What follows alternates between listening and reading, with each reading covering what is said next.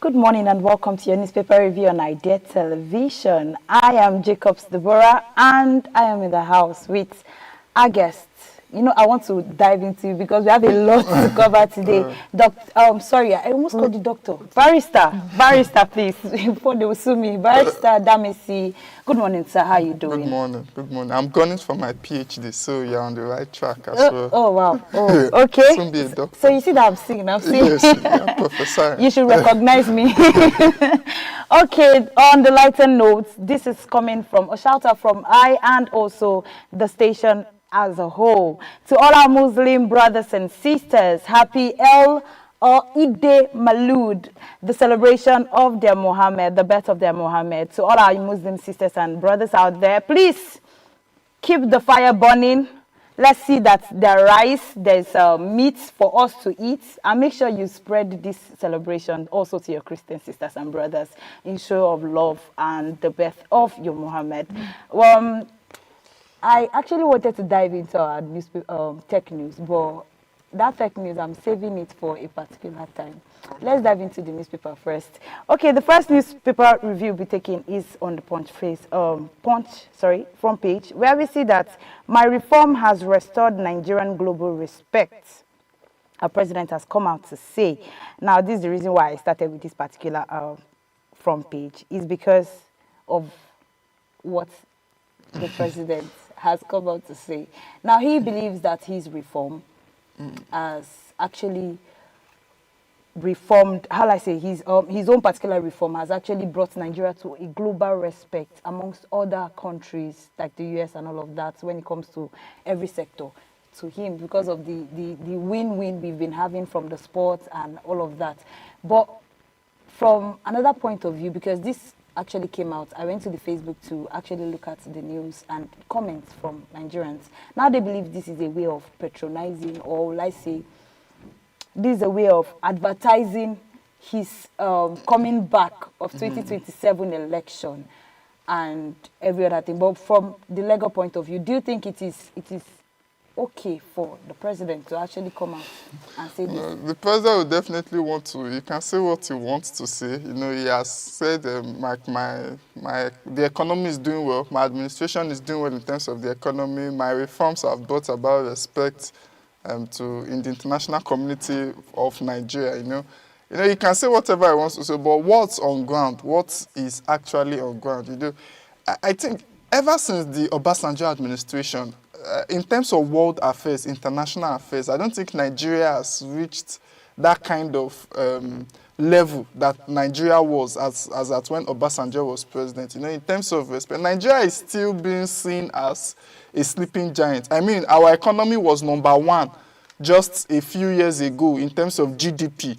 About 4 or 5 years ago, 6 years ago, in terms of GDP. Now we are #4. We have countries like South Africa, Egypt, Algeria, they are ahead of us now, you know. So I don't know the kind of respect he's talking about. Maybe I seriously don't know at this point in time. But that shouldn't even be our concern. The concern of the administration should be the well-being of the citizenry, citizens, not just about respect of the world at large. First of all, take care of we the citizens, then begin to look for respect in the world. That's my own take on that. I mean, we are still owing some people in terms of our debt. Yeah. You still see our economy has not really been kicking. We don't have as much investors coming into the country as it was before. Instead, we are even seeing some investors being wary, the investors that we have being wary and wanting to even leave the country. So I don't know the kind of respect he's talking about. Maybe there are some indices that he looked at that is different from the indices that I'm seeing here as an ordinary Nigerian. As an ordinary Nigerian. Okay, in other news, we see that MTN and 15 others remit 54 billion naira in education policy taxes on page 9. And in the full story, we see that the first half of 2025, 16 companies listed on the Nigerian exchange, including MTN, Splat, BUA Cement, and Nestle Nigeria, remitted a combined 54.97 billion naira in education tax and 81.33 million in Nigerian police trust fund levies, a significant increase from 32.52 billion naira and 15.13 million naira, respectively, in the same period of 2024. Now, MTN led with 20.19 billion naira, followed by Splat with 17.49 billion naira, and other major contributors included the BUA Cement of 3.59 billion naira, amongst others. Now, we see that this, however, people are coming out to ask. We are not seeing the impact of the money. We are seeing the paperwork. Yes, we are seeing that. Yes, we've seen that this actually shows that MTN are actually giving. Yeah. They didn't say they would give; they have given. But experts are coming out to ask, or Nigerians are coming out to ask. We are not seeing this in our hospitals. Now they said they put it in education. We are still seeing universities under infrastructured and under how will I say it, under I don't even know what particular word to use for it. I do not even know what particular word to describe how our universities still look like from now. I don't think there's any change that has really happened. Let me use my own university as a point of contact. The last time I would think how I would have seen a renovation was, according to what I heard from seniors before me, that should be like 6 to 7 or 8 years before I came into the school. Now I've left the school for like how many years, but still, it's still the same way. Like from juniors, I visited it of recent, and it still remains the same. Like I'm not seeing any changes, and now that's why people are coming out to ask. The money that we are hearing, billion naira, million naira, where is he entering? Where is he going to? First off, let me appreciate the private sector, the companies, for putting in their money into education. For MTN, BUA, SEPLAT, all of them to come together and say they want to help the education sector. We appreciate them for that. Yeah. I think public-private partnerships is the way to go now in terms of Nigeria's infrastructural development, because government cannot do it alone. Yeah, so it's a good one from them. But like you said, so where are these monies going to? We have to ask ourselves. We hope it's not just a scheme to just scam us as Nigerians, So this money is the infrastructure in the educational sector, just as you pointed out. Is it being improved upon with these monies?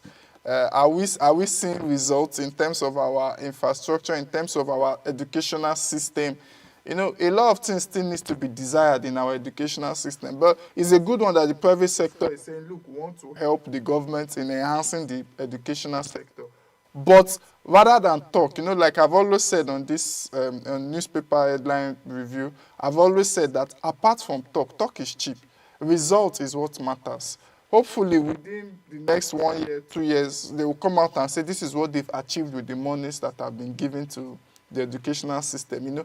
Right now, we should even start, private sector should begin to ask themselves that these monies that we donate to these schools, these bodies, what have you done with it?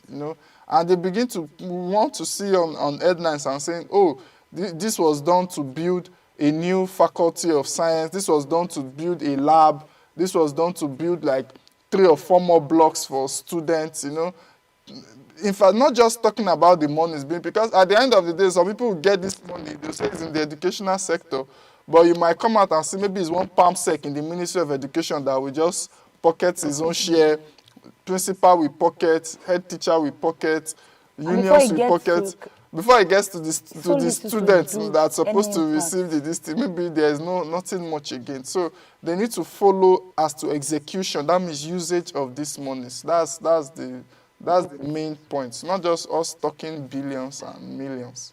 Okay, in cases of interrelationship, country relationship, we see that security concerns behind visa cancellation from Nigerians, for Nigerians and others, U.S. has come out to say in page 12. We have that the U.S. Embassy in Nigeria says it is reviewing over 55 million foreign nations, including Nigerians, as part of the new security measures. Some Nigerians recently had their visas cancelled because the U.S. government wants to make sure no one could be a security risk entering the country. Those affected were not given evidence or an appeal process. They are simply advised to reapply. The US says visa cancellation happens for a reason like overstaying, committing crimes, and other threats to security. Starting July 2025, most Nigerians non-immigrant visas were now valid for only 3 months, and for single entry applicants, they were provided 5 years of social media history. Now, Nigerians have to provide 5 years of their social media history, and Nigerians have agreed to follow the similar rules of US citizens applying for that visa that they're applying for. Now, Nigerians are planning to visit. This restricts a lot of things for Nigerians that are planning to visit for tourism, and for people who are going there for business. Now, for people who, I can understand for people who are just going there for fun. Now, if you're doing that for people who are just going there for fun, we can understand from that point of view. What happens to the country business management? People who do, most people buy their product. Businessmen, entrepreneurs from Nigeria go to China, go to US, go to what other country? Many other countries to actually buy goods and come back, or import most of their goods and bring them back to Nigeria to actually sell. Yes. Now, this actually creates a great cut for them, or puts them on hold, put their business on hold. So are we saying that we would actually hold because of them? And this can also actually spark. I think that's one of the reasons why one of the headlines that came out this week, in the middle of the week, I don't know if it's Monday or Tuesday, that Nigeria had to now respond with fire for fire because of the restrictions and everything. It has been going for a long time. I think beginning of this year, ending of last year, it was hot. From the UK, from the US, the cancellation of visas and the stop or the hold from Nigerians going into those countries, and the reversal of all their visas, people coming back home for all of that. It also speaks for education too. So imagine students who are actually schooling outside. Yeah. They have to wait. They have to wait. They have to. It will affect a lot of things for Nigerians, you know. And it just goes back to our the first news headline. You said Nigeria now has much respect in the world. You see, this is a disrespect to us. They are telling us you are not respected. You know, they are telling you that because of security concerns and all of that, you are not respected. You know, and the funny thing is, even though we try to fight back, the truth of the matter is, at this point in time, Nigeria needs USA more than USA needs Nigeria. They might need our crude, they might need maybe part of our oil, but if you look at it, USA also produces crude themselves. So, and there are a lot of more Nigerians who love to move to the US than more Americans want to come to Nigeria. So if you look at it, it's a big worry for Nigeria and for Nigerians. I know a couple of my friends that this visa restrictions and all of that was almost affecting, that they had to find a way to meander. You know, the major this is people that want to immigrate out of the country, people that want to go out of the country. You know this Japa thing. You know, it's not even businessmen. It's mostly the Japa people that are supposed to be back.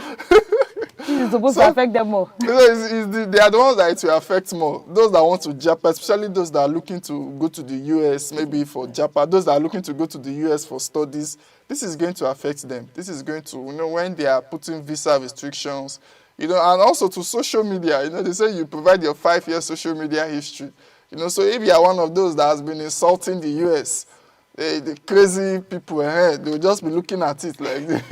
We're pleased to inform you So that will be looked upon. They will just deny you visa because of maybe a tweet or a post on Facebook or maybe your LinkedIn or your Instagram. You know, you posted something. So people, Nigerians too now, knowing this, they will begin to clean up their their social media posts and all of that. But really, we have to find a way to work with the American government to see how this is lifted so that it doesn't affect our businesses, doesn't affect our people here.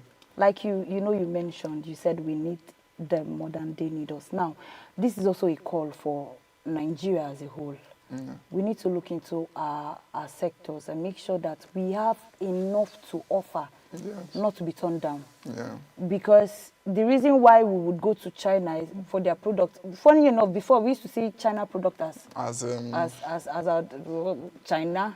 That was the whole talk before. But now they are looked upon for technology appliances. There's so many Nigerians that do their entrepreneurs that do their business from China to Nigeria.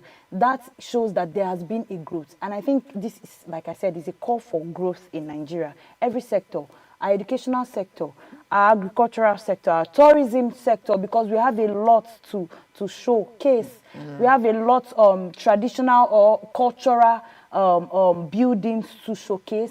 We have cultural history to actually show the world that people would be interested in. So let's invest in those things that we have. Our agriculture itself, let's try to invest in them and make sure that we have enough to offer. If we don't need to talk, let people do the talking for us. That Nigeria is when Nigeria. Let's start seeing that the headlines on the newspapers of the US or the UK. We have Nigeria on it. So we have to look into our sectors. Nigeria has to look into our sectors and try to make sure that we upgrade. Keep upgrading. Upgrade to a better version, I would say. Okay, we'll be moving next to the next newspaper, which is the Daily Times newspaper front page, where we see that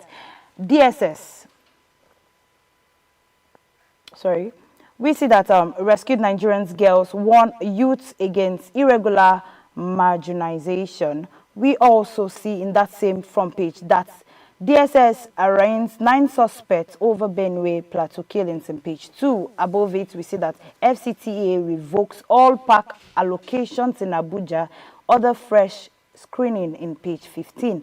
And we also see beneath it that the U.S. government commits $32.5 million to UN World Food Program in Nigeria. That's a beautiful story. We also see beside it in that same page 2, that corruption has eroded Nigerians' economic prosperity. The House has come out to report, which is actually very true. I think this particular front page is a mixture of both wins and losses. Most of it is true. All of it, will I say, is true. The fact that the U.S. government is still coming out, we have always looked for the fact that Nigeria will stop looking for aid from other countries. We're getting to that point. But to also do that, we have to see that Nigeria's economic prosperity increases. If headlines are still carrying that Nigeria economic prosperity is reduced, is on the lower side than the higher side, it's alarming. It shows that we need to do more. This is not any other person even saying it. It is us Nigerians telling ourselves that this is what is our problem. So we should stop mentioning our problems and start looking into solutions. Better solutions that can help improve our economic status in Nigeria itself. But anyway, let's not dive really deeply into it. Let's look at the Tribune front page. We see that both accident claims 29 lives in Nigeria, in Niger State of Nigeria. We see that in page 19. We also see in page 6 that Nigerian non-oil revenue hits 20.59 trillion naira. Presidency has come out to say, and the big headline in page 4, we see my thoughts about state policy by our President Bola Ahmed Tinubu. We also see in page 16 that police engaged armed robbers in gun dual kill one, another critically injured in Ibadan State. We also see that police arrest 23 over Lekki court killing in that same page. And in that same page, we see that DSS arraigns 9 suspects over Benue killing that happened of recent. Now we'll be moving into the story of the Nigerian non-oil revenue rose from 40.5% to 20.59 trillion for January to August 2025, driven by the fiscal reform. We hear that the compliances and the revenue system, according to the presidency, custom alone collected 3.68 trillion naira, exceeding the target of 390 billion naira. The government has also highlighted that non-oil sources are now account for 3/4 of revenue, easing pressure on borrowing from local banks and increasing allocation to state and local governments as well. While oil revenues remain under pressure, officials say that their focus is on translating non-oil gains into improved infrastructure, healthcare and education, as well as job creation in the country. Now, looking at this objectively, the article is clearly stating that government is learning reports highlighting its success. We spoke about that yesterday. We said beyond oil production, we've gone beyond oil production as just our main core. Now, from beyond, like, if we exclude oil production from every other revenues that we have, we've been able to have an increase in return that has helped us to stop borrowing locally. I think that was one of the news that came out, headline that came out yesterday, and it's a win. It's a beautiful win. What do you think about it? No, it's a good one, and I want to appreciate the government for making this country, other sectors. You are looking at the agricultural sector, you are looking at maybe the textile, healthcare, all those sectors that contribute to the economy being improved upon, so we don't just rely solely on oil. Ever since the oil boom in the 1970s, Nigeria kind of like, we forgot about all other sectors that usually brings in money. Our cocoa was dried up, everything dried up, and we just focused on the new baby in town, which is the oil industry, focused on it. But now we've seen that we actually need to start diversifying away from oil. Let our telecom sector, banking sector, agriculture, everything, we need to have a multidimensional economy, not just an economy that is based solely on oil. Because at the end of the day, the oil won't last forever. That's what has been projected, that at a certain point, the oil in Nigeria will be dried up. So what do we do at that point in time? So we need to start actually diversifying away from oil and bring in other means of livelihood for the country. And also, it will also help in bringing more jobs, because the oil sector, how many people can they employ in the oil sector, But if other areas of the economy is booming, the agricultural sector, the telecom sector, banking, even our creative industry, the Nollywood, everything, they are contributing to the economy. More jobs are created, the economy is increasing. So policies need to be put in place, and I want to encourage the government to keep up with with the policies that are in place now, to help make our economy a multi-sectoral economy, not just a one-dimensional economy that everybody is just waiting for maybe when we sell our crude and we get money from sale of crude oil. Then we need to move away from that, move towards a multi-dimensional economy, improve on the gains. What has been gained now, improve on it, and you'll see that Nigeria will become a blossom. Even our sports, I always say this, just to add, sport is can be one of the mainstay for so many people in this country. It's just that we look down so much on sports. If you go to a country like USA has like about 4 or 5 major sports that add a lot of jobs, makes a lot of millionaires. You go to some countries and sport is big business there. But in Nigeria, our Premier League, they don't even make money, It's just Super Eagles, Super Falcons, But our local sports, local league, sport is a big industry that can add a lot to the Nigerian economy. So the government can also look into this side of the spectrum and put it into as part of what can generate income for the economy. For the economy of Nigeria. Okay, in other news, that's health. Moving to health, we see that genetic testing of IVF embryos can help women with infertility conceive faster. We see that Professor Sani Oladokun an optician and gynecologist of the University College of Health in Ibadan, has highlighted that genetic testing of IVF embryos can help women with unexplained infertility conceive faster. Speaking at the LAMAT seminar, he explained that the advancement of IVF, and also sperm injection, ICCI, pre-implantation genetic testing, and embroidered respective assessments can now allow previously unexplained fertility cases to be addressed. Odaluku noted that the infertility affects people across all socio-economic classes, and stressed that while assisted reproduction technology is also there to make it effective and also access the remaining limited due to high cost time demand. Now we've seen that a professor has actually come out to say that technology can actually make it possible for people who have looked down on IVF to look up to.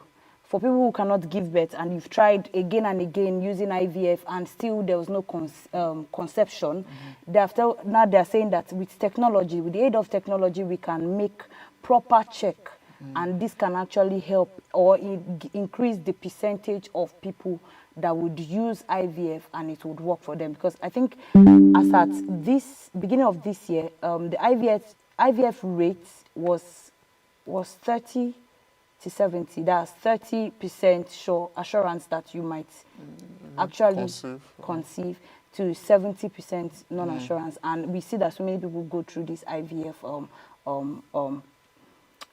pattern and still not come out successful. But now, technology, like we always say, is the theme of the day. It makes things easier and faster. And Nigeria has to look into technology when it comes to our healthcare sector, improved technological appliances in the hospital. Now, doctors don't need to still come out and start writing to the government that we need this. This is a message to the government that this can actually help. And if this will help, it is also a writing to them that this is a fallback for Nigerians.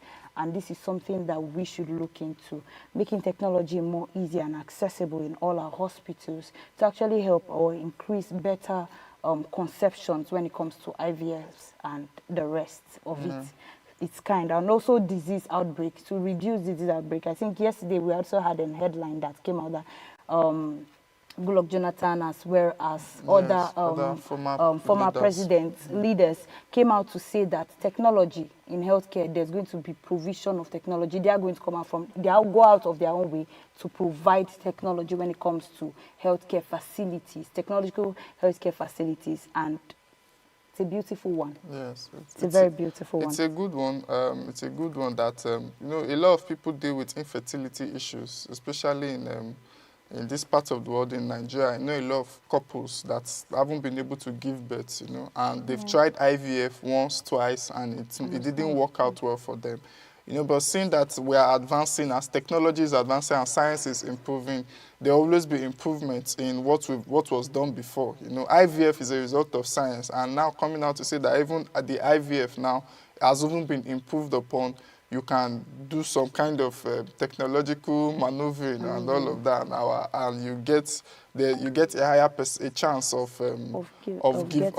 birthing a child and all of that. It's the joy of at least most marriages that I know, because there are some people that are married and they say they don't want to give birth, they just want to enjoy themselves. But at least most marriages that I know, one of the major joys that they want to have is the joy of having a child, of birthing another child. So it's good that we are seeing technology being in place now to help them, like, fulfill their wish or their demand and all of that.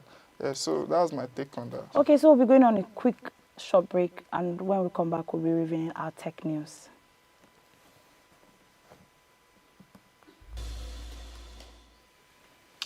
Welcome back. If you're just joining us, this is your Idea TV newspaper review, and we were reviewing some newspaper headlines as well as successes in the technological world. And one of the successes we have been able to record again is for Apple users.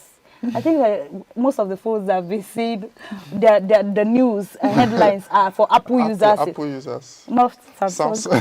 But your time will come. Okay, so we see that Apple is preparing to roll out its own AI-powered search engine, World Knowledge Answer, in spring 2026 as part of the major Siri upgrade Google to just search.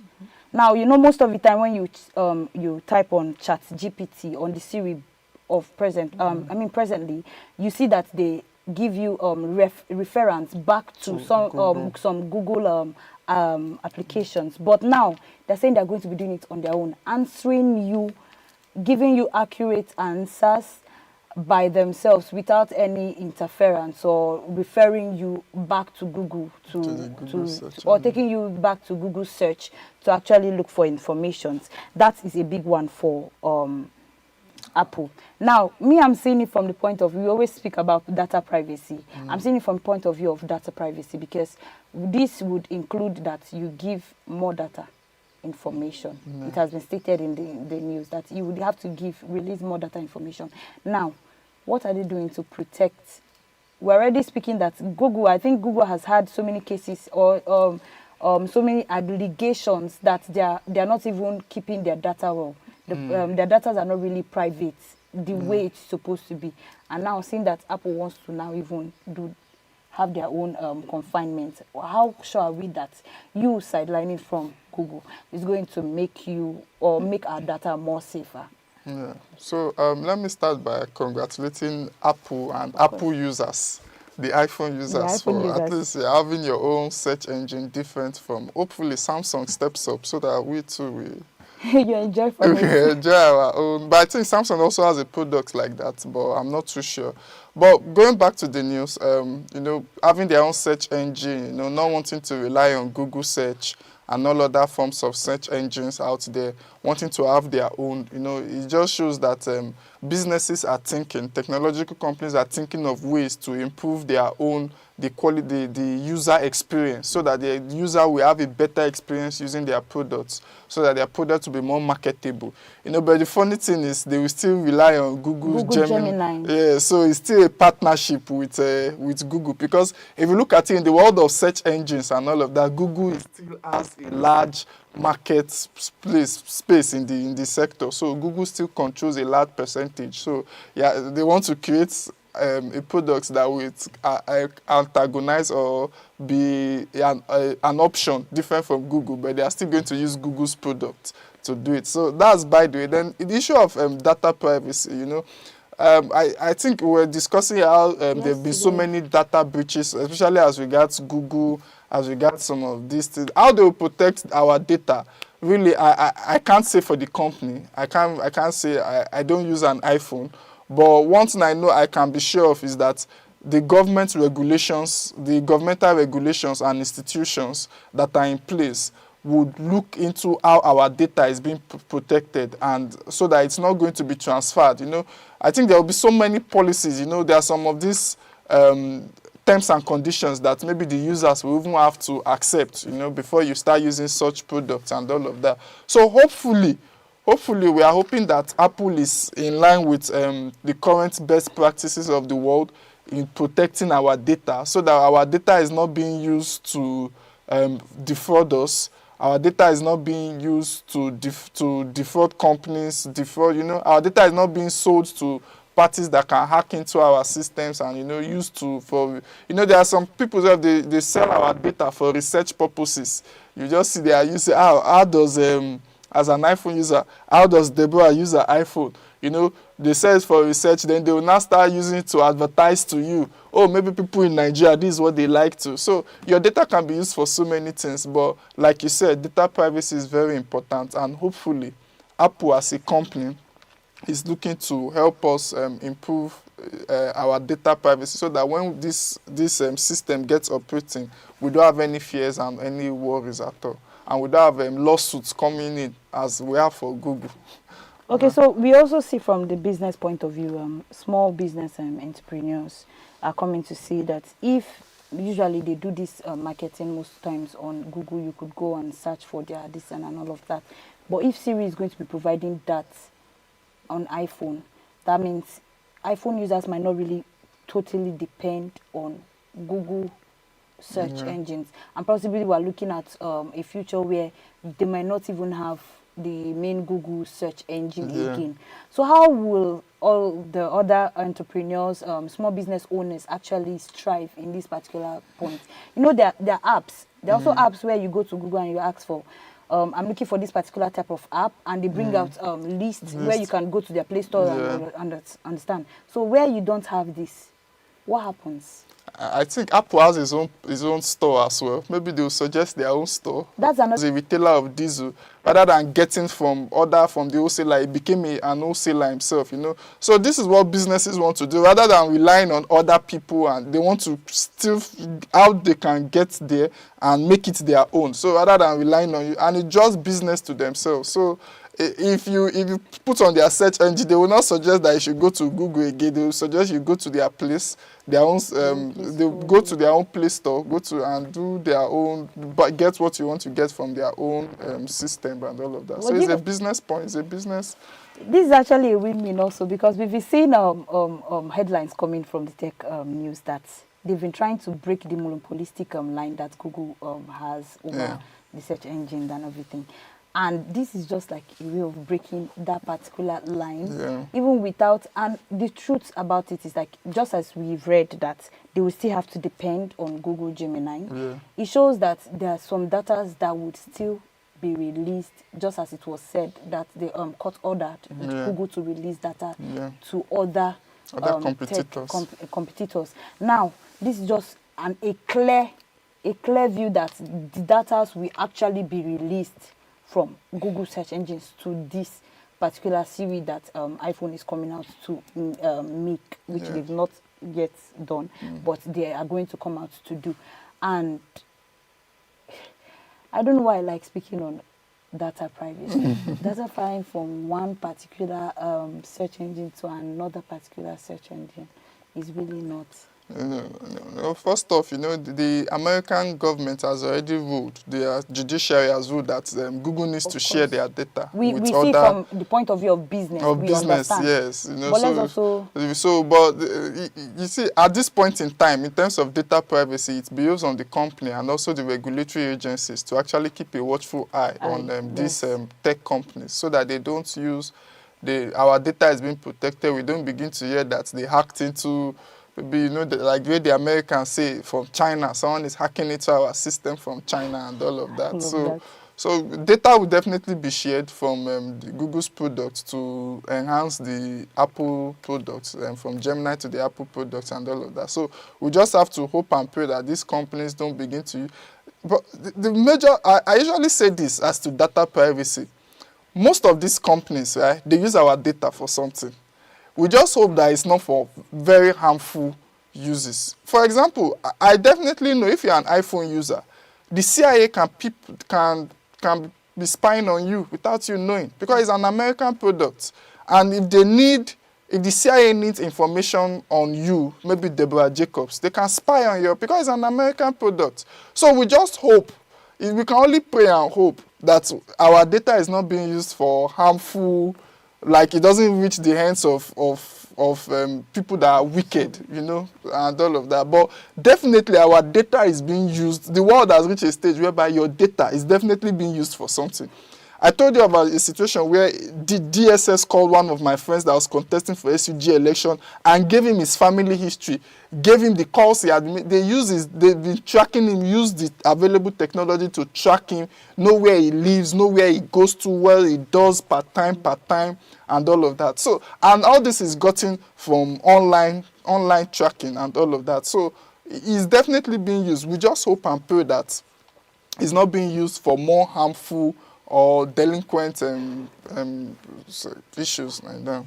Okay, we've actually come to the close of our newspaper review on Niger Television. Thank you very much for going to your screen for the newspaper review, and also thank you to our guest for making himself available. My pleasure, once again. Review.